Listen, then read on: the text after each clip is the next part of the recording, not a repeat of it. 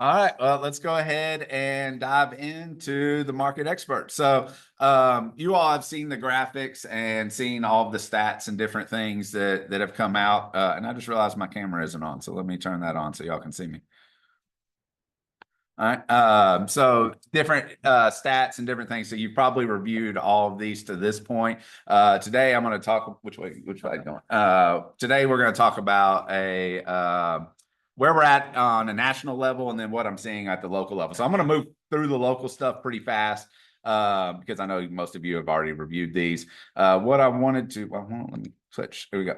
A couple of things to note is the number of sales in most markets, with the exception of Evansville and Henderson, are significantly down in the first 2 weeks of November. Now, we kind of expected this with the election and other things that are going on, and we're in this weird period. We'll talk about it in a minute about where you have a little bit of fallout from the election, meaning the people who maybe were on the other side that didn't win have some emotions going on right now, and they're probably not making big purchases and stuff like that. So this has happened year over year after every election. 50% of the population basically is going to be upset. Usually around December, it starts to pick back up. As a matter of fact, I was looking at some stats in the last 6 presidential elections. The first week of December had roughly 3% more sales than any other typical December. So usually it just takes a few weeks to kind of get over the emotions of it and to understand which direction the country's going. And then people will tend to start making bigger purchases again. So also one other thing to note really quick is inventory is kind of flatlined a little bit. So in Owensboro, looking at 322 listings, and it's been that way for a couple of weeks now. Also looking at E-Town, kind of the same story, a real low number of sales for the first 2 weeks. You can see we only had 199. And inventory, kind of the same thing, just not a lot of activity, staying around the 756. It's actually the first time that they've gone down in inventory in quite a while, with 5 less active listings this as of last Friday. In Evansville, again, sales are down, but not quite as down as they are in other locations, mostly just due to the low amounts of inventory in terms of months that they have. But you can see even in Evansville, not a lot of new listing activity in the last 2 weeks. So you'll see just an overall kind of pause in a lot of areas. Henderson, of course, their sales are typically lower, but they are on track to do more in November than they did in October. So we'll see how that kind of plays out. But again, their inventory is doing the same thing, staying right between 70 and 75 homes each month. And then finally, Louisville, and this cut off, but that's 499 sales. So again, a little bit better than some of our other territories, but look at the inventory. Again, kind of the same thing. We're in a little bit of a pause. So what we're trying to figure out right now, and it's that weird time of year, is this due to the election? Is this due to the economy? Is this due to normal seasonality, where less and less people are listing their homes for sale? So what I did is I wanted to look at some national stats, because we know what happens across the nation, and typically in real estate it starts on the coast and then it moves to the inner parts of the country. So I started looking at some national stats. Let me look at mortgage rates first. Mortgage rates last week, we did see a little bump up, and we're going to talk about why in a second, but 6.92% for a conventional, 4.3 for FHA and VA, and then this week, ever so slightly up at 7.08 for a conventional and 6.4, so about a tenth of a point up on the FHA and the VA. So looking at that and trying to understand what's going on, let me screen a little bit here. There we go. So first thing we started looking at, y'all heard me talk about this before, but it's the spread between the mortgage rate and the 10-year security, right? So the 10-year security is like basically the prime rate. So when you hear the Fed talking about we're going to drop the rate by 1/4 of a point, that's what we're talking about. It ultimately affects the 10-year security. 10-year security is basically the baseline that banks loan against, meaning like they're going to increase that rate by X%. And that's their profit margin, right? So currently, we're sitting just under 2.5% added to the prime rate. So if you look at what I wrote down at the bottom, but if you look at the spread, if the spreads hadn't changed, meaning banks are basically making less money than they did in 2022 to 2023, the mortgage rates would be 7.5 right now. And of course, as I just showed you, they're sitting right at 7. So this can go either direction. And the only thing I need you to understand in this is 2 things. Number one, In 2023, it was pretty much level in the sense of it stayed between 2.5% and 3%. We have seen it start to go down in 2024. That's good news. That's good news because if it continues that trend, we might not need further rate cuts in order to get lower mortgage rates. As a matter of fact, if we went all the way down to where we were in 2022, then mortgage rates would be lower by 0.71 to 0.81 of where they're at, which basically means without any real economic change, rates could potentially go from 7 to 6.25 on a conventional loan. They could go on a FHA or a VA from 6.3 to 5.5. So that's good news that there is some ability should the Treasury, all the government agencies and stuff like that make a big push to make mortgages cheaper. They have the ability to do it regardless of what the economy does. Then I also wanted to look at mortgage purchase applications.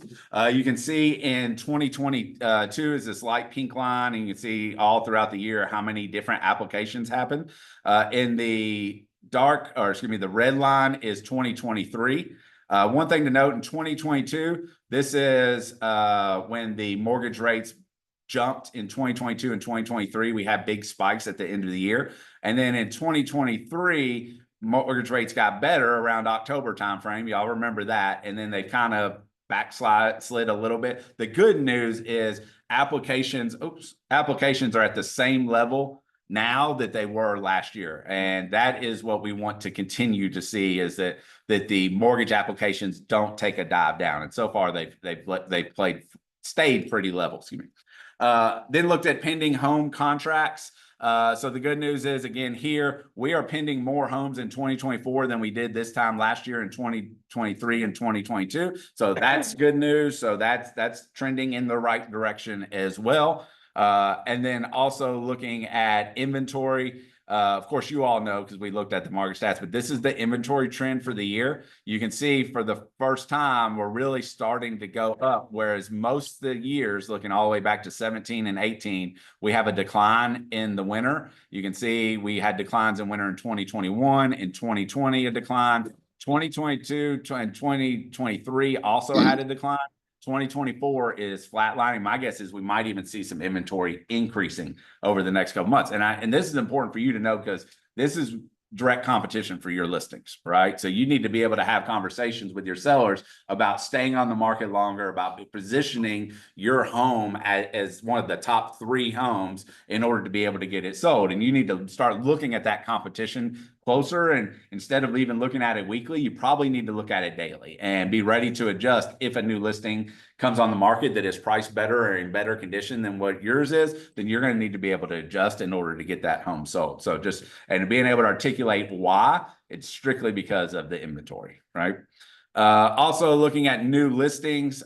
This was a nice little trend that kind of supports what we're seeing locally as well. First of all, you can see we had 51,832 new listings, again, national level. In 2024, that's this month of 2020, or excuse me, October of 2024. That was I believe it was the second highest or the biggest that we've seen in a couple of years. But relative to everything else, you can see we're kind of in the same inventory level that we were in 2022 and 2023, and then it really fell off in the months of December and January. So and I wanted to show you this just to illustrate the point of, it's not that people aren't going to list their homes, it's less people are going to list their homes. So if you want to do the same number of sales that you normally do in, say, July and August, and you want to match those sales for December, January, and February, then you're going to have to lead generate at a higher level. Mm-hmm. If you normally had to have 20 conversations to get an appointment, it might take 40 conversations now. So just monitor that. Keep in mind, it's not necessarily about the contacts, it's about the appointments, and it's about getting things under contract. The contacts are just how many you got to make to get the appointment, but the appointment is the lead gen lever that leads to making money. So just keep that stuff in mind. And then one last thing, number of homes with the price reduction. Traditionally speaking, about 1/3 of all the homes on the open market have a price cut, at least one. But we're starting to see an increase on that. As a matter of fact, over the last couple of years, we've been hovering around 40%, and in 2024 at 38.8%. So we're starting to see now this can be a compound effect of, people still not understanding the market and pricing homes a little bit higher, agents and homeowners combined. And it also could be a little bit of the increased inventory, the increased competition. People are having to adjust their prices down in order to be at the top of that competition, like we talked about with the being part of the top three as well. So any questions on any of those market stats? What did you hear in between all of those slides? Like what is the takeaway, and what am I trying to illustrate to you right now?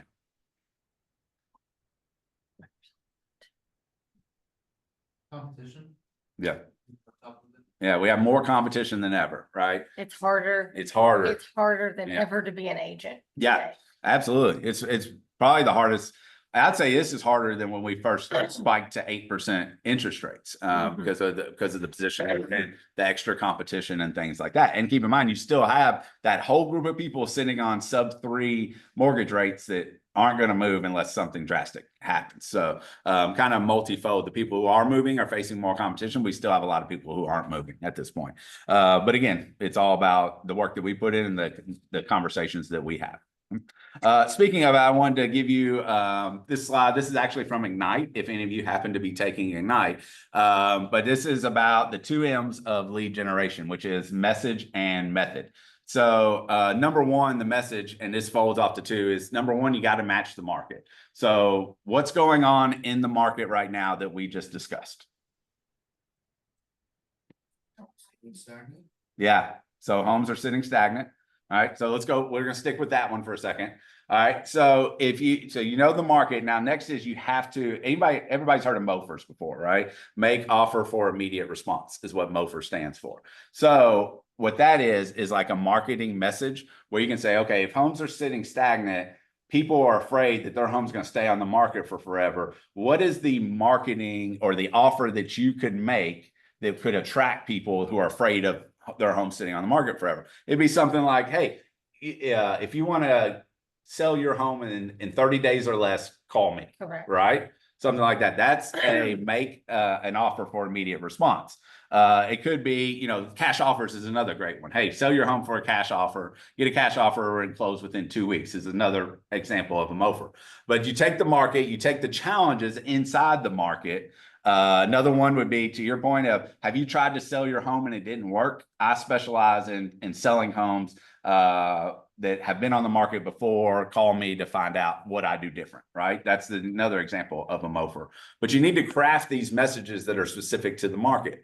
And then once you have the message, number 2 is the method of delivery. And you have 2 options there. We talked about it a little bit last week, prospecting and marketing. Prospecting is direct, like me to consumer. I'm calling people and having this conversation of, hey, would you be interested in a cash offer? If you're thinking about selling, would you be interested in finding out how I can guarantee your home sells in 30 to 60 days? Something along those lines. And then there's the marketing side, which is what we all do really good at, is social media, billboards, like all of that stuff, where I'm putting the message out there and hope that people contact me. And you really need to do a combination of 2, but you got to be prospecting based, which means I'm reaching out to people and asking for business, and then marketing enhanced. I'm putting out to the world what my offers are and why you should use me, in hopes that you contact me on the backside of that as well. So what I would encourage everybody to do today, whether you're online or in person, is to go out and think about your market, think about your niche, think about what you want to accomplish. Your avatar. Yeah, Your client avatar. Yeah, that's a good way to put it. Client avatar. So, you can be anything, just making something. I want to work with veterans and I want to be the number 1 veteran agent. I was actually coaching with an agent the other day, and they were wanting to become the number 1 agent in a certain area, like imagine Philpott or Whitesville or something like that. So we talked through strategies to be able to do that. You ultimately decide, who do I need to communicate with? Who am I looking to add as a client? What is a message that could get them to raise their hand and say, hey, I'm interested in this, and then you push that out to the world, right? So if you can constantly do this and then readjust meaning like you might send out right now because of inventory, you might send out the message of sell your home in 30 to 60 days.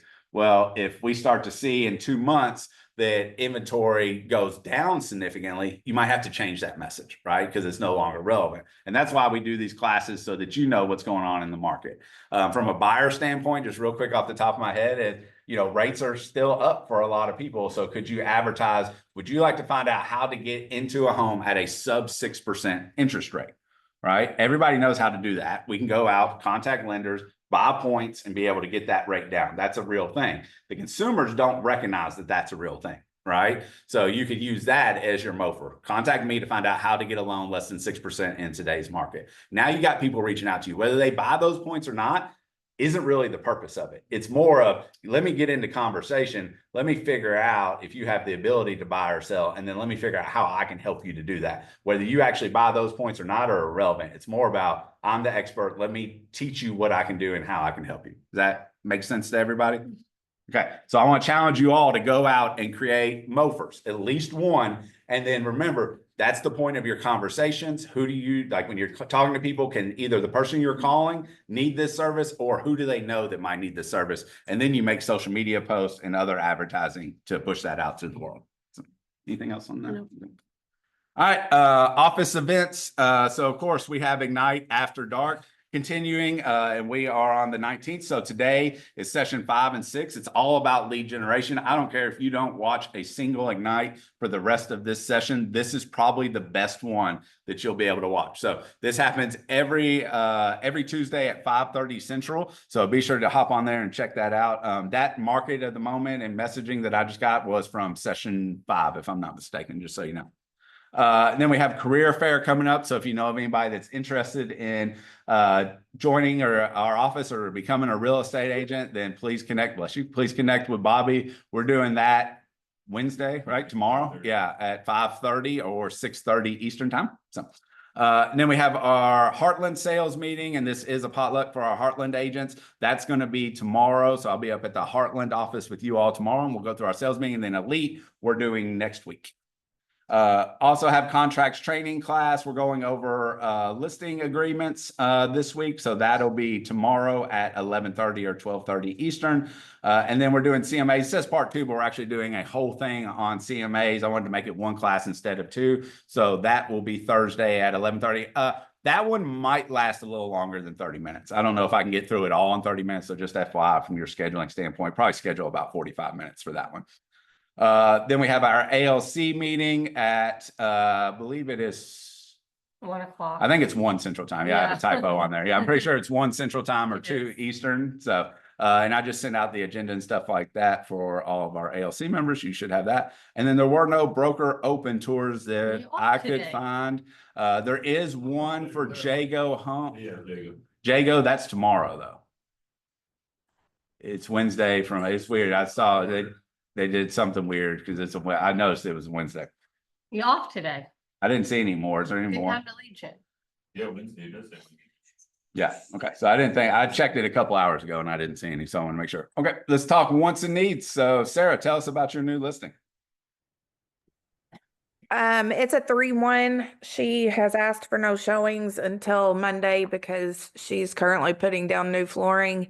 It has a new dishwasher. It looks like it shows really, really good, but she has to sell it really fast. Currently we are listing that at 154,900, but we might get more aggressive with it because Where's it at? it's 747 Sandra Lane, like the neighborhood out Rand Road area, that Is neighborhood. that flood zone? Yeah. This street, take a right.